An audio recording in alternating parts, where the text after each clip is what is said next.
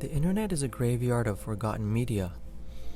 Millions of videos are uploaded, watched once, and buried under the weight of time. But every so often, something refuses to stay dead. Something that feels wrong. We've all heard of the uncanny valley, where an object looks almost human, but not quite human enough to be comforting.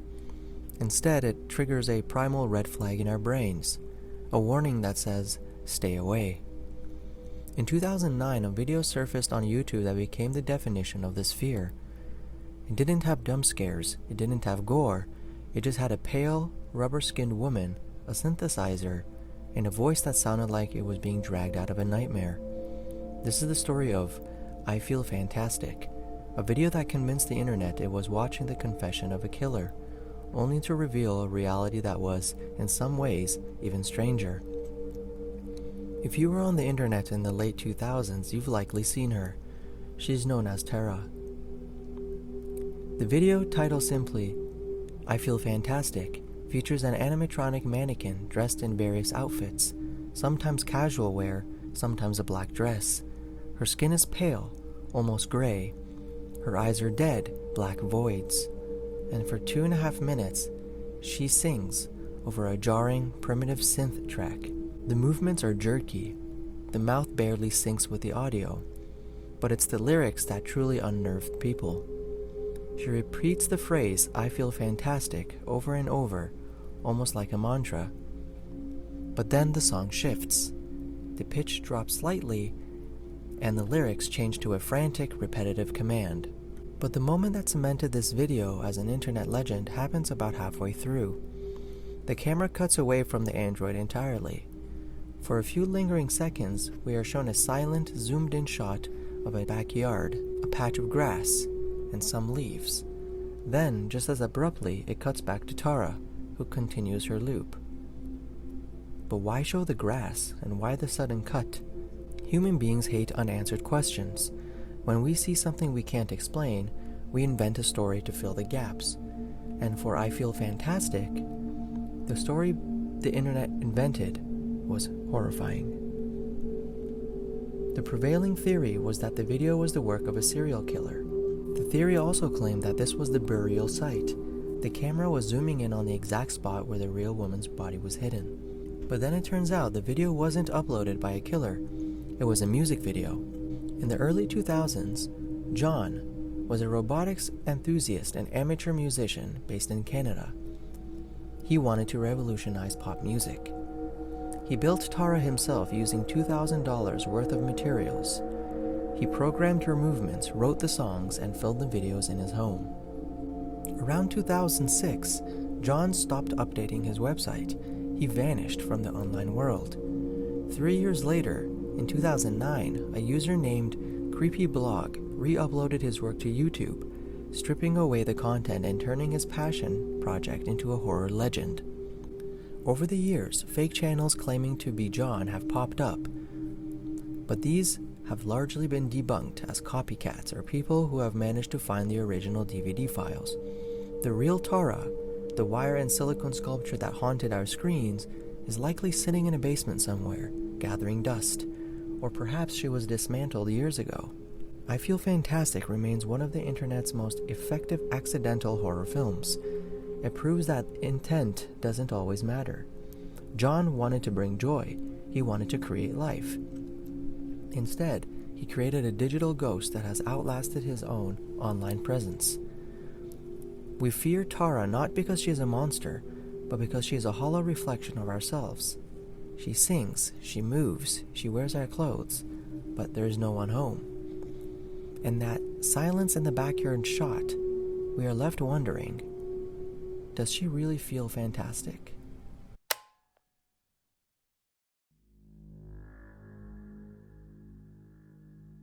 The video itself is deceptively simple. It opens in a sterile, dimly lit room. The walls are bare. The man. His face is blurred with a heavy, black censorship bar, stripping him of his identity. In front of him is a large bowl of soup, and he is eating it. But he isn't eating with enjoyment.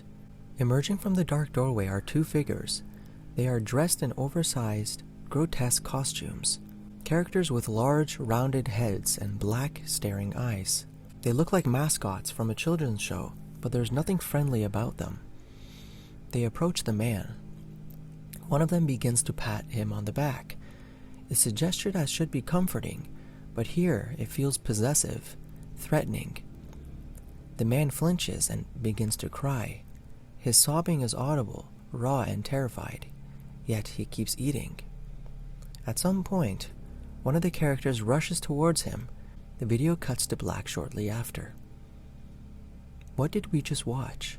Was it a performance art piece? A prank? Or was it, as many began to fear, a genuine recording of a man being tortured? The video first gained traction on YouTube around 2005 and 2006, uploaded under titles like Freaky Soup Guy. The initial reaction was pure confusion, but as the internet does, it soon began to dissect every frame. The most disturbing theory, and the one that gave the video its legendary status, is the deep web torture video. Viewers pointed to the man's body language, the way he shakes, the way he cries. It didn't look like acting, it looked like primal fear. The theory posted that the man had been kidnapped, but he was held in a basement and starved for days. And the soup he was eating wasn't just food.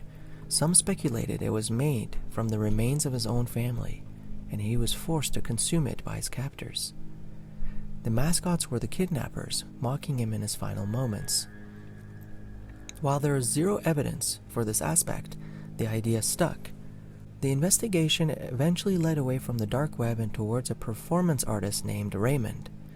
Raymond was an animator and director who created a set of characters known as Ray Ray. These characters, strange, costume-wearing mascots, appeared in various surreal comedy skits on his channel, Ray Ray TV. When investigators looked closely at the costumes in Blank Group Soup, they realized they were a perfect match for Percy's characters. The mystery seemed solved. It was just a skit by Raymond. But there was a problem. Raymond himself claimed that he didn't make the video. In emails and interviews that surfaced later, Percy explained a bizarre turn of events. He admitted that the costumes were his. He had used them for live shows and videos. But he stated that after a show, the costumes were stolen. Weeks later, he claimed that he received an anonymous email. It contained a link to the video, and that video was Blank Room Soup. According to Percy, the people in the video are not him or his crew, and the crying man, well, he had no idea who that was. This revelation, if true, flips the script entirely.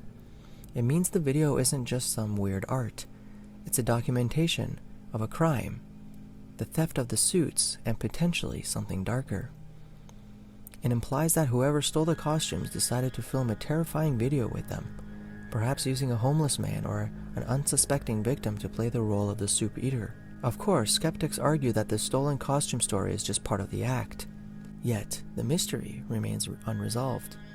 No one has ever come forward to claim the role of the crying man, and the location of the blank room has never been identified. And despite years of searching, the original raw file has never resurfaced.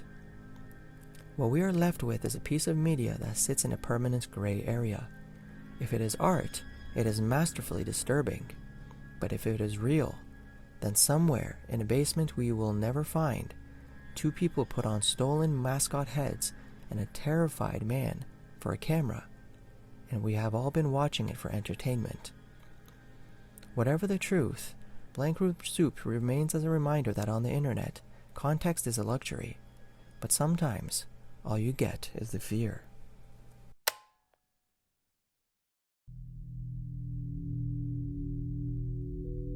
The story of username 666 is a video that terrified a generation into believing their computers were possessed, and it's one of the greatest pieces of net art horror ever created.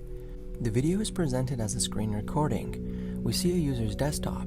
They open Internet Explorer and navigate to YouTube, and in the search bar they type 666. At first, nothing happens. The search yields an account that says account suspended. It seems normal, and it seems safe.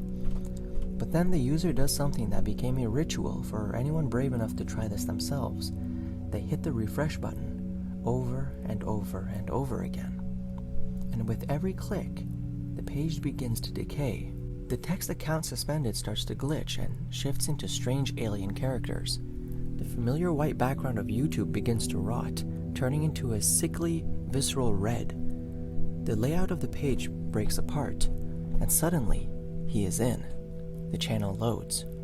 But the videos aren't normal. The thumbnails are twisted, high-contrast images of shapes and screaming faces. The text is illegible. The page itself seems to fight against the browser, scrolling on its own, resisting the user's attempts to close it. When the user clicks on a video, the horror peaks. We are treated to a barrage of disturbingly lo-fi imagery, babies crying in distorted audio, women drowning in static, and swirling demonic vortices. It ends with the user trying desperately to close the window, but the X button doesn't work. The computer is compromised. The infection has spread. What made username 666 so effective was its medium. It wasn't a movie that you watch passively. It mimicked the very interface you were using. It played on the primal fear of the early internet, the idea that your computer could be invaded, that by clicking the wrong link, you could let something in. Comment sections were flooded with people claiming they had tried it. Some say it worked. Some said their computers crashed. Others claimed that if you did it at 3 a.m., the video would look back at you. Of course, if you actually went to youtube.com/666, you would just find a standard error page, but the belief was so strong that people assumed the channel was real, but that YouTube administrators were constantly fighting to keep it deleted, and that the video we saw was rare footage of someone who managed to break through the firewall before it was patched. But username 666 was not a demon, and it wasn't a glitch. It was a masterpiece of editing created by a Japanese artist known as Nana825763. Nana is not a hacker. He is a multimedia artist with a unique talent for creating textures that feel cursed. The username 666 video was never real footage. It was a high-quality animation. He tricked us by breaking the fourth wall. He made us believe the horror was happening to the browser, rather than playing in the video player. His work is characterized by a lack of jump scares. He doesn't want to make you jump. He wants to make you feel sick, and he wants to create an atmosphere of wrongness that lingers long after you close the tab. Today, YouTube looks very different. The layout has changed. The old account suspended screens are gone. But if you type that URL, you just get a generic "this channel doesn't exist" message. But username 666 remains a landmark in internet history. It was one of the first viral videos to understand that the medium itself could be the monster. It taught us that the scariest things on the internet aren't the videos we watch, but the idea that the technology we trust might one day turn against us. For a brief moment in 2008, Nana made us all believe that if we refreshed a page enough times, we could see the devil. And honestly, part of us still wants to try.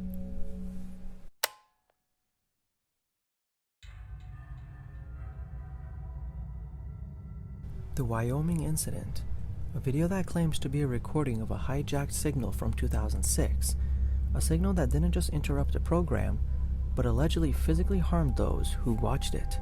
The legend goes like this. In November of 2006, Wyoming, viewers tuning into their local programming were suddenly interrupted. The screen didn't go black. It didn't cut to emergency broadcast bars. Instead, the feed was replaced by a stark special presentation graphic. Then the noise began. A low, rhythmic, mechanical drone. The video that surfaced online to prove this innocent is a masterclass in abstract horror. It shows a series of disjointed, high-contrast clips. We see disembodied, mannequin-like heads with uncanny, frozen expressions. Interspersed with these faces are text cards. They flash on the screen with cryptic messages. "You are ill. We are standing in the door. You can lose everything. Why do you hate?" And "You will see such pretty things." The intrusion supposedly lasted for 6 minutes. But the most disturbing part of the legend isn't the content of the video, it's the reaction. According to the lore, residents who watched the broadcast didn't just feel scared, they felt ill. Reports claim that viewers suffered from sudden vomiting, severe hallucinations, and relentless headaches. Some even claimed the frequency used in the audio was designed to trigger paranoia. People weren't just watching a hijacking, they were being weaponized against themselves. When this video began circulating on YouTube and early paranormal forums around 2007, it terrified people. It had the grain of a VHS tape, it had the chaotic, senseless logic of a dream, and it had the facts, the specific location of the county, the date, the symptoms. There was no record of a hijack in that county, no mass illness, no local news station had reported on a rogue signal telling people you are ill. Usually, when a story is debunked, the fear evaporates. But with the Wyoming incident, the lack of evidence only deepened the mystery. If it wasn't a real hijack, then what was it? And who went to the trouble of creating such a specifically horrifying piece of video art? The trail didn't lead to a hacker in Wyoming. It led to a forum thread on the internet's most notorious message board. Something awful. The Wyoming incident wasn't a crime, it was a game. An alternate reality game, or ARG. Around 2006, users on the Something Awful forums began collaborating on a creepypasta project. The video was created by a user often credited as the Jovian Project, or simply linked to the 333 threads. They didn't just make a scary video, they built a world around it. They created a fake blog for a character named intended to be a broadcast engineer investigating the signal. The disembodied heads were not demonic entities, they were 3D models, default avatars that looked uncanny simply because they were untextured and animated with jerky, primitive movements. The illness narrative was part of the game's lore. The creators wanted to explore the idea of hazards, like images or sounds that could hurt you just by perceiving them. And the cryptic phrases like, "we are standing in the door," were clues. The community was supposed to decode them to unlock the next stage of the story. The game itself eventually fizzled out. The blog updates stopped and the puzzles became too obscure, and the narrative threads were left dangling. But the video survived. The brilliance of the Wyoming incident isn't that it fooled people. It's that even when you know it's fake, even when you know that they are just 3D models and the audio is just a slowed down sound effect, it is still hard to watch alone in the dark. The Wyoming incident may have been a fiction born on a message board, but it captured a very real truth. The signal is fragile, and we are always just one frequency change away from seeing such pretty things.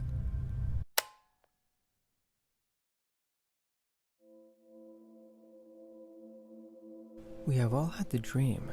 You are walking through a building you think you know, a school, an office, or a hotel hallway, but you took a wrong turn, and suddenly the architecture stops making sense. The doors lead to nowhere. The hallways loop back on themselves. You are alone, and the silence is so heavy, it feels like pressure in your ears. For years, this feeling was just a nameless anxiety. But on May 12, 2019, an anonymous user on 4chan gave it a name.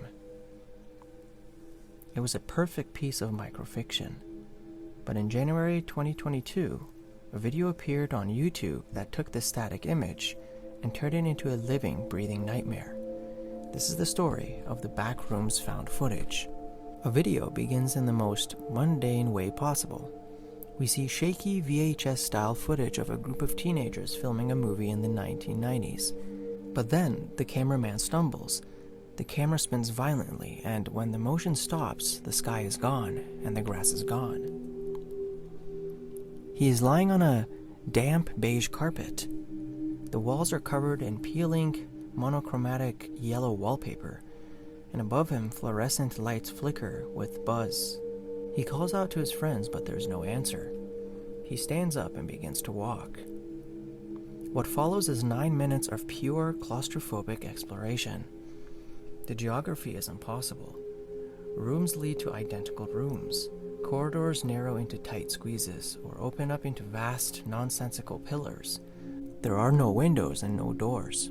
But eventually he realizes he's not alone. He hears a sound, but not a human voice.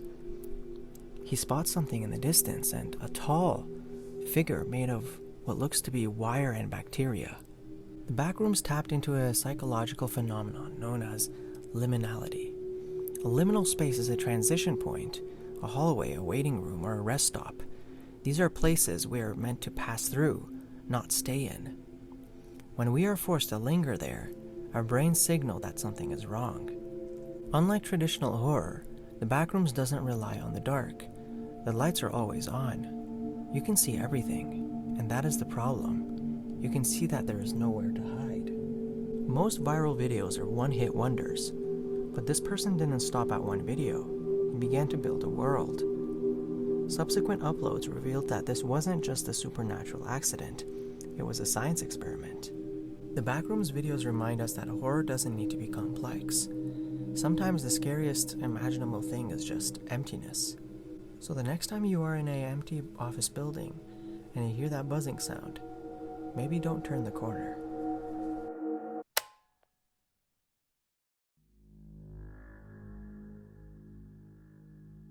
The story begins on June 25th, 2015.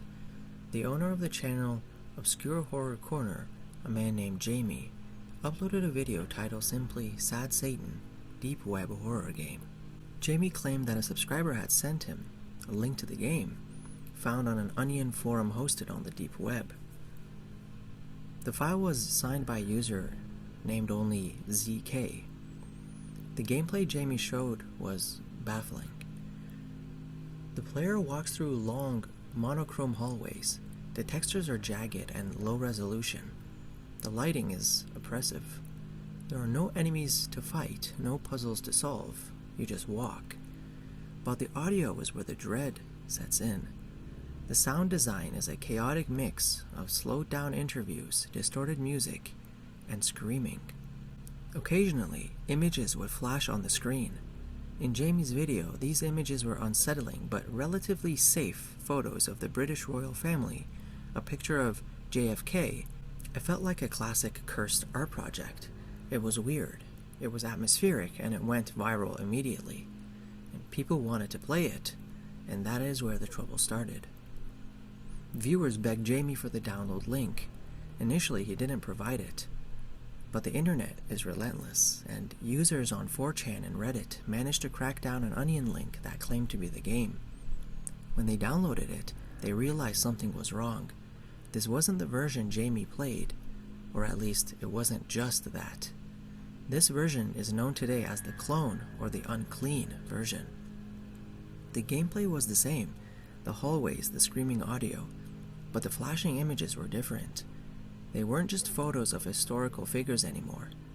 They were photographs of real, extreme gore. Photos of accident victims. And then the horror escalated to a criminal level. Hidden deeper in the game's files and flashing on the screen were images of CP. The game wasn't just a game anymore. It was a Trojan horse. It was designed to distribute illegal material to anyone curious enough to play it. Furthermore, the file was laced with malware that would break the user's computer, turning the text file on their desktop to gibberish and forcing a restart that never ended. Panic spread through the community, and people were deleting the files, warning others, do not play Sad Satan. The existence of the illegal clone version raised a terrifying question. Who is ZK? And was Jamie a victim, or was he the mastermind?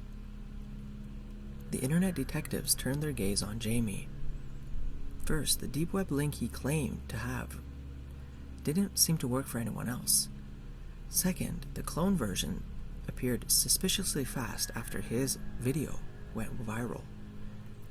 A leading theory was that Jamie was actually ZK.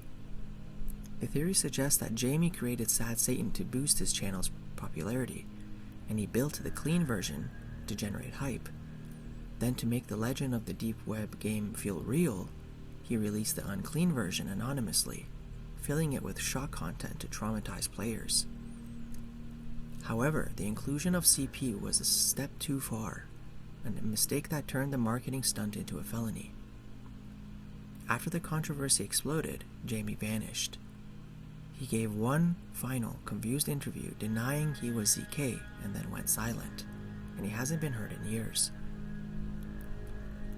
Eventually, a clean version of the game was reconstructed by fans, so that people can see what the fuss was about without risking jail time or a computer virus. Without the shock value, Sad Satan is boring. It's a walking simulator made on the Terror engine, a free game creation tool. But the quality of the game was never the point. The point was the violation. To this day, the true identity of ZK remains unknown. Was it a bored teenager, a disturbed criminal, or a YouTuber who let a prank spiral out of control? The game serves as a grim milestone in internet history. It was the moment the deep web myth became tangible. It proved that while there might not be demons on the wires, there are certainly monsters behind the keyboards.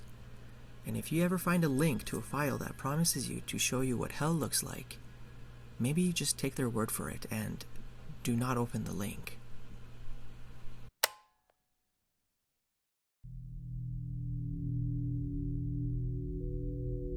The Russian lathe accident is one of the most disturbing videos in the internet. What seems to be a completely normal day at work turns into a nightmare fuel in a split second. The video starts inside a factory, and the room is quiet. The machines are already running. A man walks towards a lathe machine, the kind used to shape metal by spinning it at extremely high speeds. Nothing about the scene looks unusual. He leans in slightly, getting closer to the rotating part of the machine, and that's when it happens. His jacket brushes too close, and in an instant, the fabric gets caught. There is no warning, just a sudden violent pull. The rotation of the lathe immediately takes control, and the man is yanked forward with unimaginable force. The normal work environment becomes chaos and very messy, almost instantly. It's hard to even process what's happening because it happens so fast. The machine doesn't slow down, it doesn't stop, it keeps spinning as if nothing was wrong. A coworker notices, so he runs towards the machine, desperately trying to stop it. He reaches for the controls, trying to shut it down, but by the time the machine stops, it's already too late. The video cuts off shortly after. What makes this video so disturbing isn't just what happens, it's how ordinary everything looks, right up until it doesn't. There's no malfunction, just a machine doing exactly what it was designed to do. This video has circulated online for years as a grim reminder of why industrial machines demand absolute respect. And honestly, please do not look up the video. It is very, very disturbing.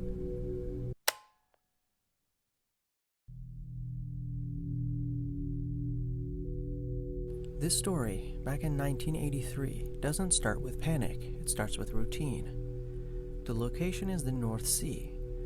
Aboard an oil rig called Byford Dolphin, several divers are working in a pressurized chamber system, a setup designed to let them live and work underwater for long periods. Everything they're doing follows strict procedures. This kind of work is dangerous, but it's also heavily controlled. And at the moment, nothing was wrong. The diving bell has just returned from a dive. Two divers move through a short connecting tunnel, called a trunk. They're in the process of sealing the system so the bell can be disconnected. One door is supposed to be closed. Pressure is supposed to equalize slowly. Only then can the final seal be opened. Only then can the final seal be opened. But something goes wrong. A clamp opens too early. There's no explosion sound like in the movies, no fire, no alarm, just an instant, catastrophic pressure change. In a fraction of a second, the pressure inside the chamber drops from extreme levels to normal atmospheric pressure. But the thing is, the human body is not built for that. What happens next is impossible to fully describe without getting graphic, and honestly, The official reports don't try to dramatize it either. They describe it clinically. 4 men are gone almost instantly, another is severely injured, and the entire event lasts less than a second. When rescue crew arrive, there's nothing they can really do. The equipment didn't explode, it didn't collapse. It simply failed at the worst possible moment. This accident becomes one of the most infamous incidents in diving history, not because it was mysterious, but because it showed how unforgiving pressure environments are. One step out of order, one seal opened too soon, and multiple lives are lost before anyone can react. Now we are entering deep web territory. Alleged live streams said to feature extreme violence for paying viewers.